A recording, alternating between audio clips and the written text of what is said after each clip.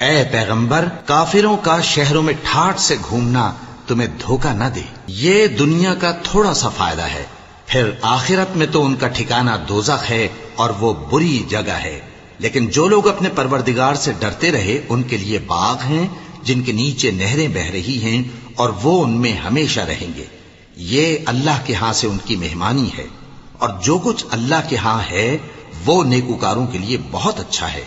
और बाज अहले किताब ऐसे भी हैं जो अल्लाह पर और उस किताब पर जो तुम पर नाजिल हुई और उस पर जो उन पर नाजिल हुई ईमान रखते हैं और अल्लाह के आगे आजिजी करते हैं और अल्लाह की आयतों के बदले थोड़ी सी कीमत नहीं लेते।